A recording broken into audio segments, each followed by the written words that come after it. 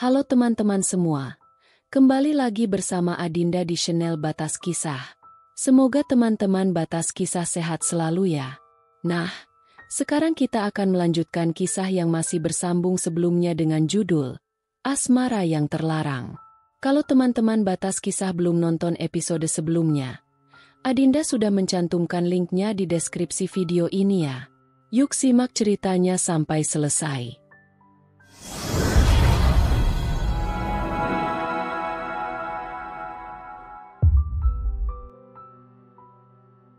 Telepon rumah dalam genggaman Tiara terlepas begitu saja. Dia terkejut bukan kepalang sampai tubuh kaku bagai terpasung. Saking tak percaya dengan kabar yang baru saja ia terima dari seorang pria. Detik selanjutnya sebuah sentuhan lembut di bahu membawa kembali kesadaran Tiara yang sempat tersesat di dunia antah berantah. "Non Tia, ada apa?" "Embok, Andre, embok." Pekikan Tiara disertai derai air mata sangat mengejutkan Embok Mar. Tiara jatuh bersimpuh di lantai. Embok Mar gegas meraup tubuh yang sedang terguncang hebat. "Ada apa dengan Den Bagus?" Tergesa-gesa Tiara dan Embok Mar menyusuri koridor rumah sakit. Wajah mereka syarat akan cemas dan ketakutan, sampai menjatuhkan air mata sepanjang jalan. Mereka berdua sebelumnya mendatangi bagian customer service, menanyakan pasien pria korban kecelakaan. Setelah mendapat gambaran, keduanya lanjut mencari ruang operasi yang dimaksud petugas informasi tersebut. Setelah yakin ruangan yang dicarinya ada di depan mata, itu pun karena Tiara membaca nama ruangan di plang yang menempel di atas pintu, kedua wanita beda usia itu berjalan cepat menghampiri, saling pegangan tangan. Pria dengan pakaian putih garis hitam horizontal, celana kain hitam sedang duduk dengan kedua siku bertumpu di paha, kepala menunduk, telapak tangan digunakan menutup wajah. "Apakah yang sedang dioperasi adalah korban kecelakaan tadi subuh?" tanya Tiara pada pria tersebut. Kepanikan tak dapat wanita itu sembunyikan, sampai berkata terbata-bata. Jeff terhenyak, langsung berdiri. "Apakah wanita cantik ini yang namanya Tiara?" Batin Jeff seraya mengamati terang-terangan wanita yang menanyainya. "Pantas si Andre cinta berat sama nih cewek. Rupanya mamah tirinya masih sangat muda dan secantik ini. Siapa yang gak tergoda?" Monolog hati Jeff, mengangguk-angguk di luar kesadarannya. "Katakan padaku yang di dalam ruang operasi itu Andre, kan?" Suara Tiara setengah menyentak, karena pria itu bukan menjawab, tapi malah memperhatikannya dengan tatapan menyelidik. "Iya, Andre sedang dioperasi di dalam." Jeff kembali terhenyak, sadar atas kekeliruannya. Menekan dada, Tiara makin tergugu pilu. Embok Mar mengelus-elus punggung wanita itu sambil ikut risak. "Selamatkan Den Bagus, ya Allah." Setelah menyimpulkan yang ada di hadapannya adalah Tiara, Jeff beralih pada wanita yang lebih tua. "Ini Embok Mar, kan?" lanjutannya. Lagi-lagi mengamati dengan cermat. "Iya, saya Embok Mar, ibu asuhnya Den Bagus." Dahi Embok Mar berkerut-kerut. Rasanya ia tak asing dengan lelaki yang usianya sama dengan Andre itu. "Saya Jeffrian, Embok, Jeff, yang suka Mbok panggil Den Ceking, temennya Andre dan Avandra. Masih inget kan, Embok? Saya juga yang tadi nelpon ke rumah Om Hendra." "Ya Allah, rupanya sampean Den Ceking, toh? Pantesan Embok rasanya akrab sama wajah ini." Di tengah rasa duka ada rasa haru juga. Rupanya yang memberi kabar ke kediaman Suteja adalah orang yang dulu sering bermain ke rumah Andre. Apa yang terjadi sama Andre? Tiara menyela. Terlebih ia tak mengikuti obrolan Jeff dan Embok Mar. Fokusnya hanya pada Andre. Andre mengalami kecelakaan cukup fatal. Dia mencoba menghindari tubrukan supaya gak mengenai kendaraan di depannya. Tapi dia sendiri. Suara Jeff terdengar parau. Diam sebentar. Ia mengatur pernapasan yang mulai disesaki. Penyesalan karena tak mampu menghentikan kendaraan Andre yang melaju tinggi. Jeff lanjut menceritakan peristiwa tragis yang menimpa kawannya subuh tadi. Tak luput ia pun membeberkan jika Andre datang ke klubnya untuk menghilangkan depresi yang disebabkan cinta segitiga. kemudian pergi dalam kondisi mabuk berat. Beruntung saat Jeff mengeluarkan Andre dari himpitan mobil yang nyaris tak berbentuk, nyawa masih bersemayam dalam raga, hanya saja luka parah tak dapat dihindari. Pendarahan dalam otak membuat Andre langsung masuk ruang operasi. Astagfirullah, Andre. Tiara menangis kencang. Dada bagai dihimpit bongkahan batu besar, sesak dan sakit. Merasa bersalah atas apa yang menimpa Andre. Embok Mar lekas merangkul Tiara, supaya tubuh gemetar itu tak ambruk ke lantai. Jeff meminta kedua wanita yang tengah rapuh hatinya itu supaya duduk. Hati pemuda itu ikut remas kuat. Tanpa Tiara dan Embok Mar serta Jeff sadari, Mahendra tiba di tempat itu tak berselang lama dari istri dan pengasuh putranya. Ia mendengar semua percakapan ketiga orang tersebut dalam diam, disertai perasaan yang berkecamuk hebat. Sebegitu besarnya Andre mencintai Tiara, sampai melarikan kemelut hati pada sesuatu yang justru dianggapnya telah musnah. Rupanya ia salah. Seketika peristiwa tragis di masa lalu kembali melintas di pikiran. Trauma berat yang Andre alami kini terulang kembali. Bersandar ke dinding, Mahendra memasukkan salah satu tangan ke saku celana, tangan satunya lagi di kening. Beberapa detik kemudian, dia mendongakkan kepala, menahan cairan bening yang menumpuk di pelupuk mata. Aku terlalu tenggelam dalam keangkuhan, berpikir bisa mengendalikan segalanya. Ternyata aku salah. Keputusan yang kuambil justru merenggut kebahagiaan putraku sendiri. Gusti Allah, selamatkan putraku. Aku akan membayar segala salahku padanya. Hati pria setengah baya itu menggaungkan nestapa. Mahendra mendampingi Tiara menunggui Andre. Embok Mar turut serta bersama mereka. Sementara Jeff telah meninggalkan rumah sakit, segala tanggung jawab terkait Andre telah ia pasrahkan pada yang lebih berhak. Mahendra sangat syok mendapati sang putra cukup parah mengalami kecelakaan. Apalagi setelah mendengar penjelasan penyebab Andre demikian. Selain Tiara, Mahendra pun ikut merasa bersalah, menatap nanar tubuh Andre yang terbaring kaku di ranjang rumah sakit. Hati Tiara teriris perih melihat lelaki yang dicintainya berbaring tanpa daya. Rambut dipangkas habis, tubuh dipasang berbagai alat medis. Hanya suara detak jantung dalam komputer bergema di ruang IGD di mana Andre terbaring koma. Selepas operasi yang memakan waktu berjam-jam, menurut dokter yang menangani Andre, hanya keajaiban Tuhan yang dapat membangunkan pemuda itu dari koma, disertai bantuan doa. Tak lupa support dari orang-orang terdekat merupakan salah satu pemicu agar pasien cepat sadar. Andre, bangun. Andre, kumohon jangan tinggalkan aku. Lirih suara Tiara, tapi masih mampu didengar oleh Mahendra yang berdiri tak jauh di belakangnya. Bergetar hati pria itu. Terbukti langsung oleh mata dan telinga sendiri. Sebegitu besar cinta yang tercipta di hati istri kecilnya untuk sang putra. Bukan cinta ibu pada anak, tapi cinta seorang wanita terhadap pria. Jauh di lubuk terdalam Mahendra mengaku kalah. Batin Mahendra mulai berperang hebat, harus menentukan langkah selanjutnya.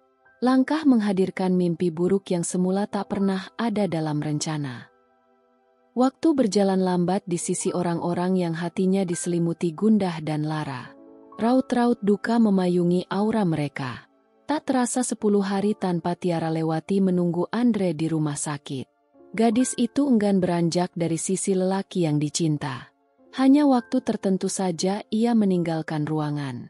Mahendra sesekali saja datang, guna mendapat kabar perkembangan sang putra. Perusahaan kembali membutuhkan dirinya, dikarenakan pimpinannya tengah berbaring koma. Pekerjaan yang menumpuk tak pernah surut. Sebab itu Mahendra harus tetap bisa mengendalikan perusahaan. Berkat Andre perusahaan sudah stabil. Karena itu Mahendra tak ingin menyia-nyiakan hasil jerih payah putranya. Mahendra siang ini mesti kembali ke kantor. Dengan hati berat meninggalkan istri kecilnya hanya berdua dengan Andre. Meskipun pelan-pelan di hati menanamkan ikhlas, tetap saja rasa cemburu itu ada. Apalagi semua sudah terbuka jelas hati wanita itu untuk siapa. Om Hendra. Lelaki menjelang sepuh yang tengah berjalan lesu menoleh pada sumber suara. Senyuman terpaksa terbit setelah melihat siapa yang memanggilnya. Avandra. Lalu membalas jabat tangan teman dari putranya itu. Om Hendra mau kemana? Tanya Iza. Wanita itu turut serta bersama suami. Om harus kembali ke kantor. Kalian langsung saja ke sana. Temani Tiara. Baiklah, Om Hendra gak usah khawatir. Kami siap menemani Tiara seperti kemarin-kemarin, ucap Avandra. Terima kasih. Om pergi dulu. Kepergian Mahendra diiringi tatapan iba Avandra serta Iza. Ini untuk yang ketiga kalinya pasangan suami istri itu datang ke rumah sakit selama 10 hari Andre dirawat. Setelah Mahendra hilang dari pandangan, Avandra mengajak sang istri melanjutkan perjalanan. Setibanya di ruangan Andre dirawat, pasangan suami istri mendapati Tiara tengah tidur di sisi ranjang sambil duduk. Setengah badan menelungkup di atas kasur. Kepalanya berbantalkan tangan Andre. Iza maupun Avandra tak tega untuk mengganggu. Langkah mereka dibuat sepelan mungkin, supaya tak menimbulkan suara yang dapat membangunkan Tiara. Keduanya berhenti melangkah tatkala ada gerakan dari wanita di depan mereka. Menggeliat. Lalu Tiara menoleh karena merasa ada yang memperhatikan dari belakang. Seketika sepasang netra sayu itu sedikit berbinar. Avandra dan Iza saling pandang lalu melempar senyum pada Tiara. Alhamdulillah kalian datang lagi, ucap Tiara dengan suara serak. Tia, sebaiknya kamu pulang dulu untuk istirahat.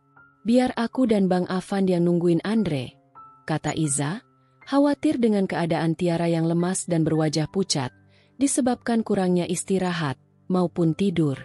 Tidak apa-apa, Za, aku baik-baik saja. Aku tidak mau ninggalin Andre. Tapi kamu kurang istirahat, kurang tidur. Aku takut kamu sakit. Gimana kamu bisa ngejaga Andre kalau kamu sakit? Ujar Avandra menambahkan ucapan istrinya. Tapi, Tiara terlihat ragu. Sudahlah, kamu nurut aja pulang dulu Gih. Istirahat. Kalau udah ngerasa baik, badan udah fit, baru balik lagi ke sini. Tiara memang merasakan sekujur badan remuk dan sangat lelah. Semenjak Andre masuk rumah sakit tidurnya tak teratur bahkan bisa dikatakan jarang tidur. Hatinya terlalu diliputi kecemasan tentang kondisi Andre yang belum juga memperlihatkan kesadarannya. Mahendra seringkali menyuruh istrinya pulang untuk sekadar istirahat. Namun, selalu ditolak. Tanpa wanita itu sadari sikapnya yang kukuh ingin bersama Andre. Menciptakan nyeri di sekeping merah bernama hati. Pria itu hanya bisa mengepalkan tangan yang disembunyikan dalam saku celana.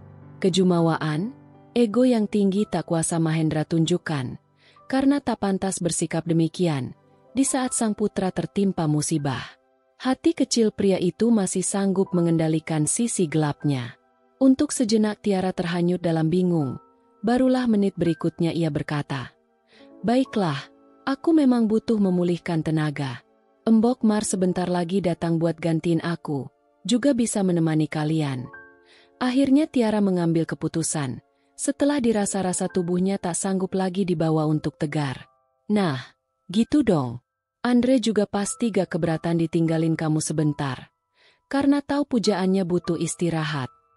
Ucapan Iza membuat lengkung tipis merah muda agak pucat tertarik sedikit ke atas. "Aku pulang dulu. Tolong jaga Andre," kata Tiara. "Kamu tidak usah khawatir. Aku dan Bang Avan akan menjaga Andre." Iza terus meyakinkan sahabatnya. "Iya, Za. Terima kasih. Aku pergi." Tiara meraih tasnya, lalu keluar setelah terlebih dahulu pamit pada Andre walaupun tiada jawaban. Baru saja Tiara menyentuh kenop pintu, tiba-tiba saja tubuhnya limbung. Kepala pening disertai rasa mual menyerangnya. Wanita itu melenguh kecil seraya bersandar di daun pintu. Iza memburu tubuh temannya. "Tia, astagfirullah, kamu kenapa?" "Entahlah badanku rasanya lemas bukan main. Perut juga berasa diaduk-aduk. Mual pengen." Belum selesai berkata-kata, perut Tiara kembali bereaksi.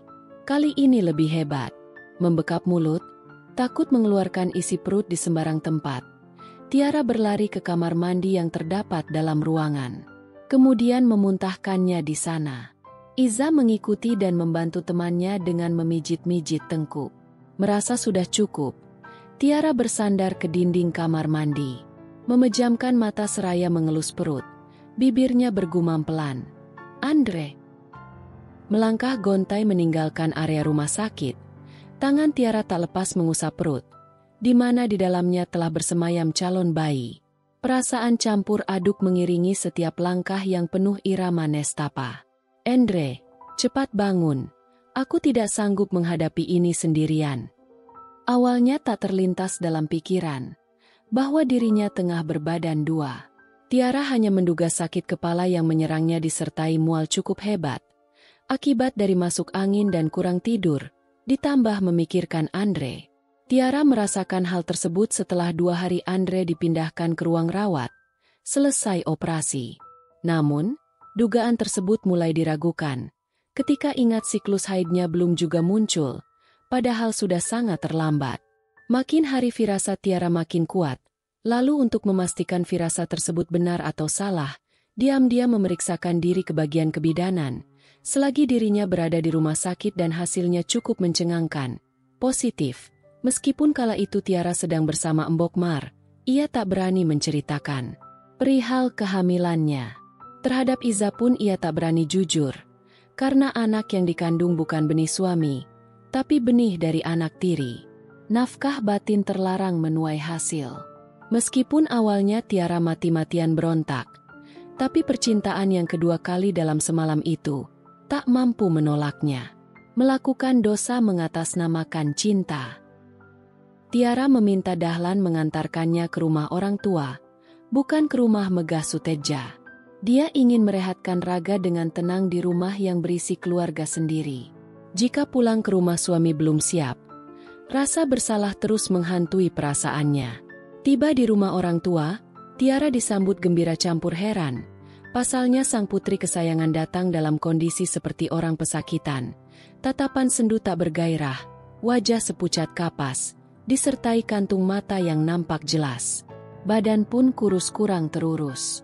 Orang tua Tiara disergap penasaran, lalu mencecar dengan pertanyaan. Kamu kenapa, sayang? Kok kayak gak bergairah gitu? Kamu sakit? Nak. Ratnasih menempelkan punggung tangan di kening Tiara. Tak panas, tak demam juga. Tia tidak apa-apa. Bun, Tia cuma butuh istirahat saja.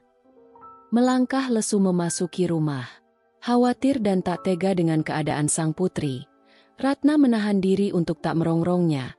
Lantas menyuruh Tiara pergi ke kamar. Wanita memiliki sifat welas asih itu mengantar sampai pintu. Istirahatlah dulu. Sayang, Bunda mau nyiapin dulu makan buat makan siang. Iya, Bun, makasih. Tia mau tidur dulu sebentar. Iya, Nak. Ratnasih tercenung sejenak setelah menutup pintu kamar putrinya. Apa yang terjadi dengan Tiara? Bagaimana keadaan rumah tangganya? Apakah Tuan Mahendra menyakiti putriku? Pertanyaan demi pertanyaan berdesakan di benak wanita itu. Sementara itu Hasan menemani Dahlan. Dan dari pria itulah Hasan dan Ratna mengetahui penyebab Tiara seperti hilang semangat hidup. Dahlan menceritakan perihal kecelakaan Andre dan sudah berhari-hari dalam kondisi koma. Baik Hasan maupun Ratna terkejut dengan kabar yang disampaikan pria berusia 30 tahun itu. Kenapa Tiara tak memberitahu kalau Andre kecelakaan? Pikir mereka. Namun, ada yang lebih mengganjal di hati mereka. Kenapa Tiara seterpuruk itu? Seolah ada ikatan kuat antara Andre dan putrinya. Sayang. Ratna menghampiri Tiara yang sedang bercermin sambil menyisir rambut. Iya, Bun. Tiara terlihat lebih segar setelah cukup istirahat. Meskipun pucat di wajahnya belum hilang. Ratnasih mengambil alih merapikan rambut putrinya. Sudah lama ia merindukan kebersamaan seperti ini. Kenapa gak ngasih tahu Bunda sama Ayah kalau Andre kena musibah? Kan kami bisa ikut gantian jaga di sana. Tiara tidak mau ngerepotin Ayah sama Bunda. Lagi pula itu sudah tanggung jawab Tia sebagai istri dari papahnya Andre. Apapun yang melibatkan kamu, Tentu saja gak bikin repot Bunda sama Ayah. Kami justru senang bisa membantu kamu dan suami kamu itu. Iya, Bun. Maaf, lain kali Tia bakal minta bantuan Bunda kalau sedang kepepet. Nah, gitu dong. Ngomong-ngomong ada yang bunyi dari tadi. Ucap Ratna dengan mimik serius.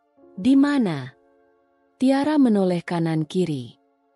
Ratna mendekati telinga pada perut anak semata wayangnya. Sontak Tiara terhenyak, mundur selangkah. Apakah Bunda tahu aku sedang hamil? Batin Tiara dengan perasaan tak karuan. Di sini di perutmu, cacingnya lagi teriak-teriak minta makan. Ratna menderaikan tawa melihat Tiara membulatkan mata, menggemaskan. Wajah Tiara bersemu merah dadu, malu pada diri sendiri, telah salah beranggapan. Ratna tak membiarkan lama Tiara dalam kelaparan, lantas menggenggam tangan, menarik putrinya itu menuju ruang makan. Tadi Bunda mau bangunin kamu, buat makan siang bareng, tapi Bunda gak tega. Lihat kamu tidur nyenyak sekali.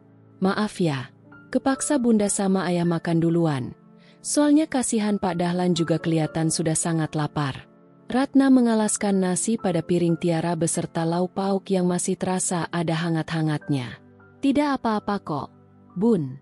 Tiara ngantuk banget tadi, jadi tidurnya lelap. Makan yang banyak. Badan kamu kurus sekali, biar cepat berisi lagi. Sudah cukup, Bun. Tiara menghentikan gerakan Ratna yang hendak menuangkan sayur lodeh di piringnya. Tiara sangat menyukai sayur berkuah santan itu, tapi entah kenapa, saat ini jangankan untuk memakannya, menghidu aromanya saja langsung mual, rasanya enek. Padahal dia sangat merindukan masakan sang bunda. Meskipun heran, Tiara menolak sayur kesukaannya. Padahal dia yang selalu minta dibuatkan sayur lodeh dengan taburan bawang goreng. Wanita dari satu anak itu mengikuti kemauan sang putri. Mungkin memang lagi tak selera, pikir Ratna. Ratna ingin sekali menanyakan banyak hal. Otaknya seakan sesak, dipenuhi berbagai pertanyaan. Lagi-lagi ia harus menahan diri. Jangan sampai Tiara makin hilang selera makannya. 1-2 suap masih bisa ditelan. Tapi suapan ketiga mulai tak bisa diajak toleransi. Rasa mual yang Tiara cemaskan menyerang. Berusaha untuk menelan dengan susah payah. Tak ingin bundanya kecewa dan mengundang curiga. Namun, semua sia-sia. Suara ingin muntah terlontar begitu saja. Astagfirullah. Kamu kenapa, Nak? Ratna terkejut. Lekas memberi Tiara gelas berisi air putih. Bukannya diterima, Tiara langsung bangkit dan berlari menuju wastafel, memuntahkan semua yang tadi ditelannya. Ya Allah, Nak, wajahmu makin pucat dan badan kamu gemetar sekali. Sebenarnya kamu kenapa? Bun, boleh Tia minta yang asam-asam? Mangga muda misalnya. Sepertinya enak dan seger. Alih-alih mengiyakan, Ratna malah tercengang dengan keinginan putrinya. Sedangkan Tiara baru sadar jika permintaannya dapat mengundang spekulasi sang bunda atas kondisinya. Akhirnya Tiara memilih pasrah. Andai saja sang bunda bertanya lebih dalam, dia akan mengatakannya. Toh yang namanya hamil tak akan bisa disembunyikan selamanya. Seiring waktu perut bakal membesar. Tinggal bagaimana ia mencari cara menjelaskan bahwa janin yang dikandungnya bukan hasil hubungan dengan suami, tapi dengan anak tiri. Meringis Tiara membayangkan reaksi orang tuanya nanti. Jangan-jangan putri bunda. Tiara mengangguk cepat. Tanpa dijelaskan lebih detail pun Ratna paham. Kilat binar memancar di kedua netra. Alhamdulillah, Bunda gak nyangka kamu akhirnya bisa menerima suamimu meskipun usianya jauh di atasmu, sampai membuahkan hasil di dalam sini. Ratna mengelus perut Tiara yang masih rata. Sepasang netra dengan pupil mulai dihiasi keriput itu berkaca-kaca. Haru campur bahagia menyerbu perasaan Ratna. Bunda mau punya cucu, ucapnya dengan nada bergetar. Nanti Bunda cariin buah mangga yang kamu mau ya, sayang. Iya, Bun, tapi Tia mau bicara dulu yang sangat penting. Tercekat suara Tiara, seakan ada benda kasat mata memalang di tenggorokan. Sini. Duduk lagi, Sayang. Ratna membawa Tiara kembali duduk di tempat semula. Melihat putrinya menutup setengah wajah ke bawah sambil menatap makanan, Ratna paham, lalu menyingkirkan piring bekas makan tersebut, ditakutkan Tiara kembali muntah. Bukannya tersinggung, Ratna justru tersenyum. Sikap anaknya hal yang lumrah karena dalam masa hamil muda. Pantas saja putri cantiknya menolak makanan kesukaannya, ternyata Ratna terkekeh pelan. Rasa di dalam dada kian membuncah, bahagia. Bicaralah sama bunda. Apa yang ingin kamu katakan? Sebelum Tiara memulai bicara, Hasan muncul. Pria itu baru kembali dari menemani Dahlan di teras luar sana, sambil menikmati kopi di sore hari. Dahlan pamit istirahat di dalam mobil. Sebab itu Hasan berkesempatan ikut berbincang dengan istri dan anak. Jantung Tiara berdegup kencang. Ini saatnya ia mengungkap kejujuran perihal cinta segitiga antara dirinya, suami, dan Andre. Ia siap menghadapi reaksi terburuk sekalipun dari orang tuanya. Ayah, bunda, Tiara sedang hamil. Alhamdulillah, ucap Hasanuddin yang baru mendengarnya. Ratna mengangguk sambil tersenyum melihat wajah sang suami kentara dengan kebahagiaan. Namun, lain halnya dengan Tiara. Riak-riak lara bergelayut manja di sepasang mata. Janin yang ada di rahim Tia, bukan benih Mas Hendra. Pasangan suami istri itu tercekat. Senyum indah pun hilang di bibir mereka. Hasan dan Ratna berpandangan disertai tatapan bingung. Maksud kamu apa? Nak, suamimu kan Tuan Mahendra. Tapi kenapa kamu ngomong begitu? Ratna menatap lekat wajah sang putri yang menunduk dalam. Suasana berubah mencekam. Perasaan tak enak mulai menyelimuti pasangan suami istri itu. Debur irama jantung semakin menjadi-jadi, tapi Tiara tetap melanjutkan bicaranya. Bayi yang Tia kandung, hasil hubunganku dengan Andre. Laksana disambar petir di siang hari, baik Hasan maupun Ratna tersentak. Dengan keterkejutan yang luar biasa. Mendadak kekacauan menyerang hati dengan gila. Menjungkir balikan keadaan Darnai menjadi penuh sesak. Kak, kamu selingkuh sampai tidur dengan anak tirimu sendiri?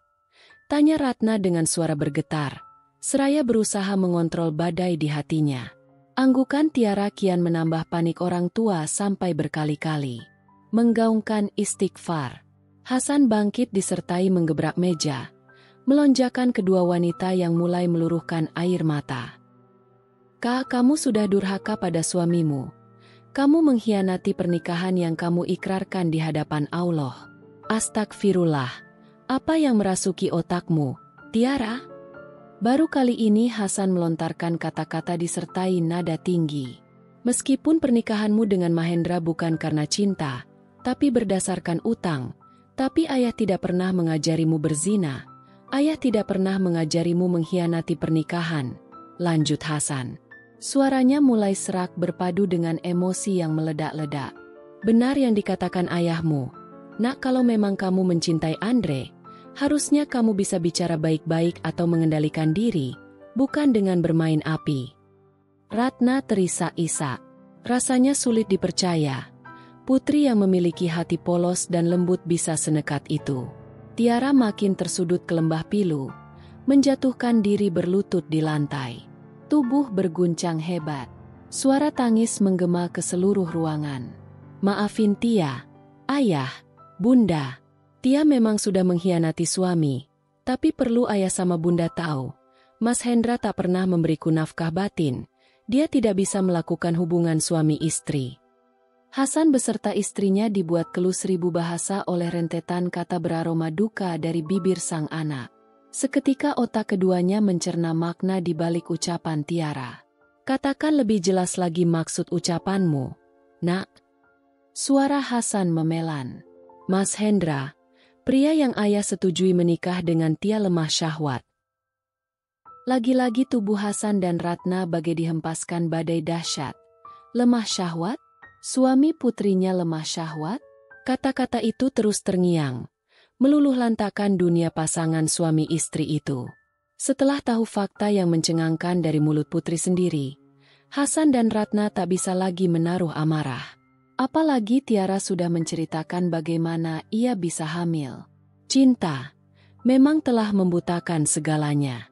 Sesal merayapi dada orang tua Tiara, sudah membawa putri kesayangan pada jurang nestapa. Anak semata wayang dijadikan alat pembayar utang, menikah tanpa cinta, suami tua, ditambah lemah syahwat, lengkap sudah derita yang diberikan pada anaknya. Yang bisa Hasan dan Ratna lakukan sekarang adalah pasrah, mengikuti skenario putrinya. Mereka percaya apapun keputusan yang diambil Tiara, pasti yang terbaik. Mereka kadang tak sanggup membayangkan bila mana Mahendra murka mengetahui istrinya hamil oleh putra sendiri. Hasan bersama istri hanya bisa berdoa, semoga putrinya baik-baik saja. Tiara tak ingin terlalu lama meninggalkan Andre. Ia harus kembali ke rumah sakit. Hanya semalam wanita yang tengah berduka itu menginap di rumah orang tuanya. Kini Tiara dalam perjalanan ke rumah sakit. Tiara tak hanya bersama Dahlan, tapi Mahendra juga bersamanya. Pagi tadi pria berkumis tipis itu menyambangi rumah orang tua Tiara untuk menjemput sang istri. Sebelumnya Mahendra mencari tahu di mana Tiara berada sepulang dari kantor kemarin petang. Sebab tak ditemuinya wanita itu di rumah sakit, yang ada Embok Mar dan Iza. Selanjutnya Mahendra menghubungi Dahlan melalui telepon genggam. Barulah dia lega. Wanita yang dicarinya berada di tempat yang aman. Meskipun ada sedikit kesal kenapa tak pulang ke kediaman Suteja atau setidaknya izin menginap di sana. Setibanya Tiara dan Mahendra di ruang rawat Andre, suasana sedang tegang. Ada Dr. Rafael serta 2 perawat tengah sibuk. Embok Mar menangis saling pelukan dengan Iza.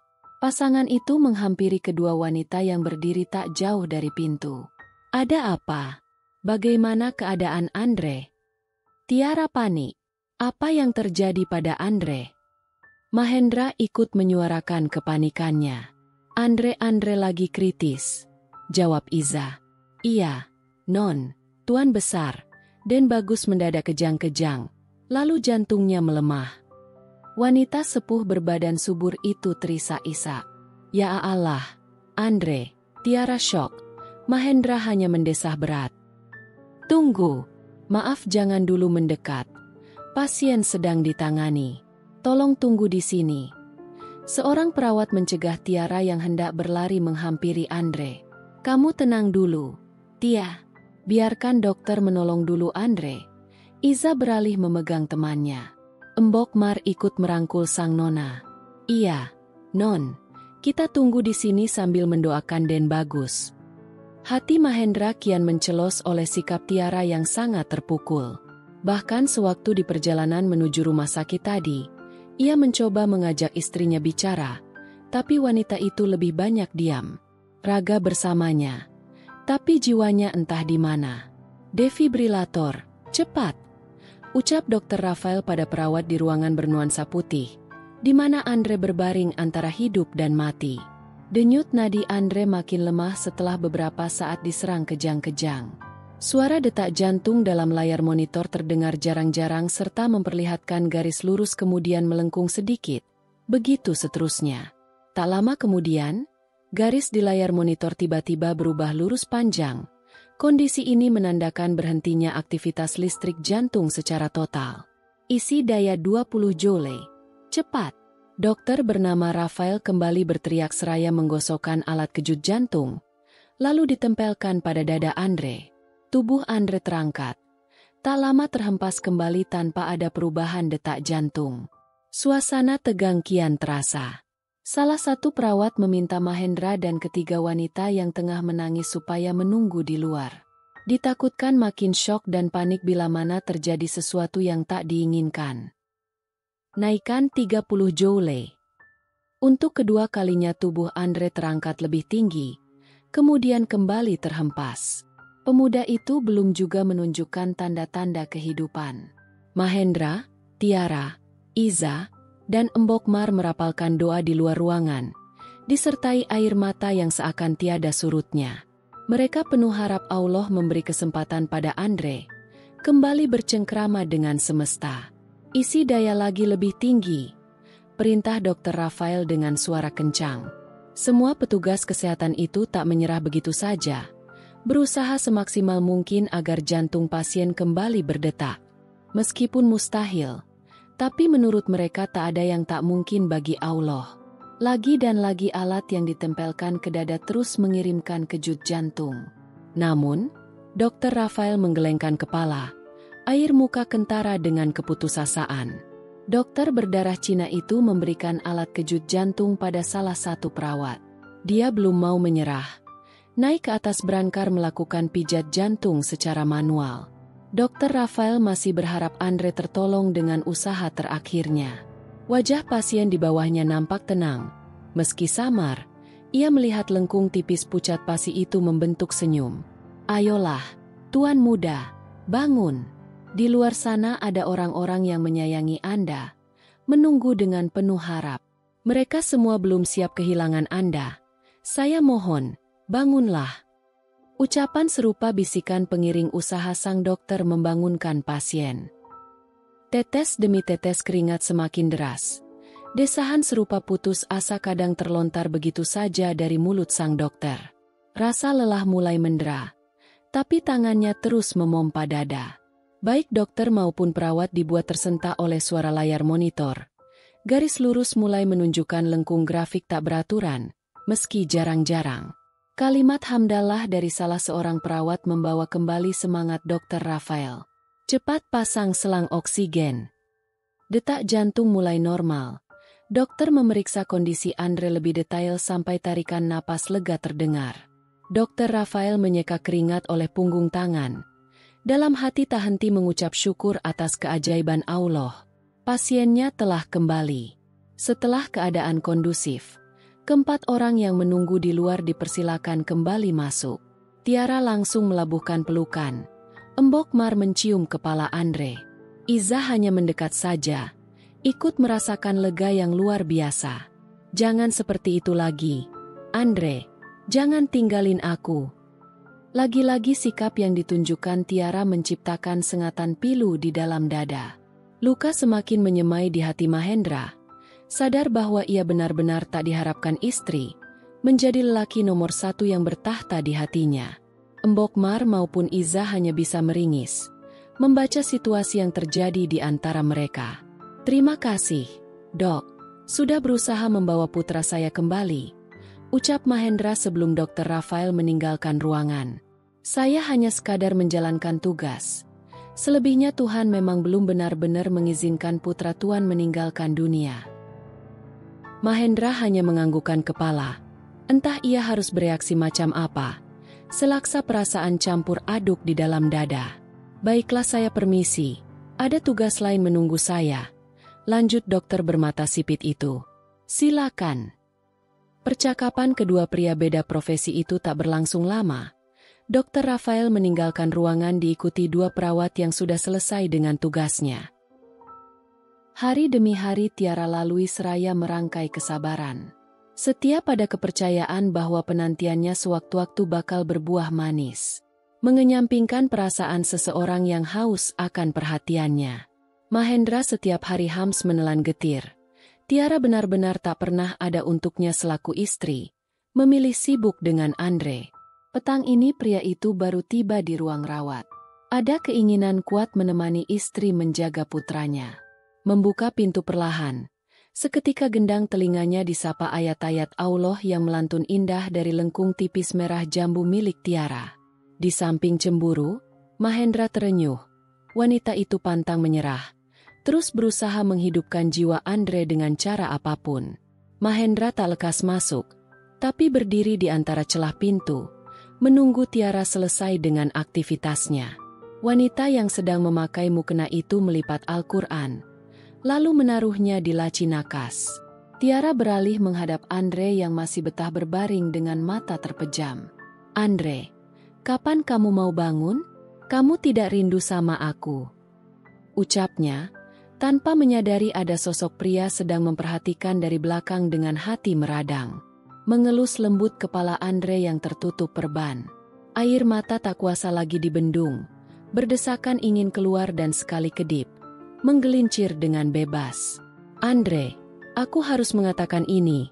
Siapa tahu kamu akan cepat bangun supaya bisa menyapa seseorang yang hadir di sini. Tiara berdiri, lalu membawa tangan Andre menyentuh perutnya. Apa yang Tiara lakukan? Bisik hati Mahendra dengan tubuh menegang, berdiri kaku di tempatnya. Belum ada niat masuk lebih ke dalam apalagi menyapa Tiara. Mahendra memilih menunggu adegan selanjutnya dari sang istri. Perasaan tak enak menghentak-hentak dada. Di dalam sini hadir bayi kita. Apa yang kita lakukan malam itu telah menghadirkan malaikat kecil. Jadi kumohon, bangunlah. Aku butuh kamu, Andre. Praa! Suara retakan di dalam dada kian keras. Mahendra membulatkan mata mendengar pengakuan dari mulut istrinya. Rahang pria itu bergetar. Darah yang menggelegak perlahan turun ke tangan membentuk kepalan. Usianya baru beberapa minggu. Andre. Tiara. Suara Mahendra bergetar. Pertanda seluruh emosi tengah bergumul. Tiara menoleh cepat. Ada keterkejutan melihat Mahendra sedang berjalan ke arahnya. Wanita berparas ayu itu berdiri dengan tubuh gemetar, disertai pucat pasi membalur seluruh wajah. Mas! Menghunuskan tatapan tajam, Mahendra tak menyangka Tiara tengah berbadan dua, hasil perselingkuhan dengan putranya. Dari hubungan terlarang itu, menghasilkan benih yang kelak bakal jadi cucunya. Bagaimana mungkin bisa seperti ini? Wanita itu istriku? Kamu selingkuh dengan putra saya sampai hamil. Mahendra menarik Tiara sedikit menjauh dari berangkar.